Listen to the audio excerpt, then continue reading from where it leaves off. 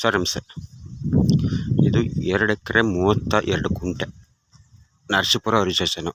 ಮಳ್ಳವಳ್ಳಿಯಿಂದ ಬರೀ 18 ಕಿಲೋಮೀಟ್ರು, ಬೆಂಗಳೂರಿಂದ 118 ಕಿಲೋಮೀಟ್ರು. 2 ಎಕರೆ 32 ಗುಂಟೆ, ಒಂದು ಬೋರು. ಊರ ಪಕ್ಕನಿದೆ ತಾರಡ್ ಪಾಯಿಂಟು. ಇನ್ನು ತಾರ ಹಾಕಿಲ್ಲ, ಜಲ್ಲಿ ಹಾಕಿದ್ದಾರೆ. ಜಲ್ಲಿ ರೋಡು, 40 ಅಡಿ ರೋಡ್ ಇದೆ.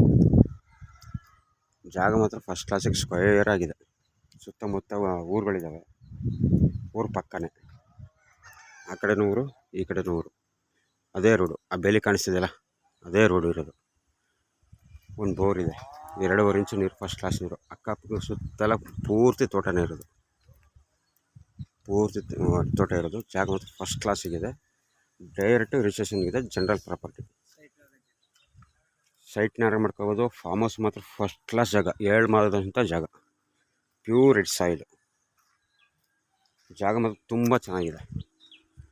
ಸರ್, ಇವರು ಕುಂಟೆಗೆ 1,80,000 ಹೇಳ್ತಾಯಿದ್ದಾರೆ. ನೆಗೋಸಬಲ್ ಇದೆ.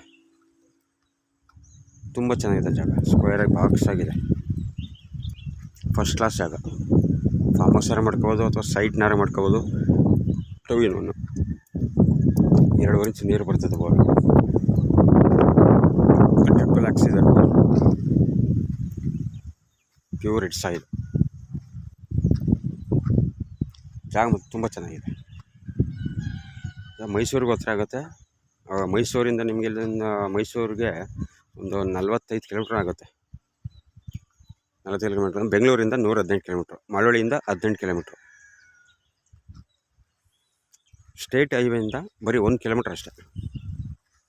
ಸ್ಟೇಟ್ ಹೈವೇಯಿಂದ 1 ಕಿಲೋಮೀಟ್ರ್ ಬರ್ಬೇಕಷ್ಟೆ. ಊರ ಪಕ್ಕದ ಫಾರ್ಮ್ ಹೌಸ್ ಮಾಡ್ಕೋಬೋದು, ಸೈಟ್ ಮಾಡ್ಕೋಬೋದು. ಜಾಗ ಮತ್ತು ತುಂಬ ಚೆನ್ನಾಗಿದೆ.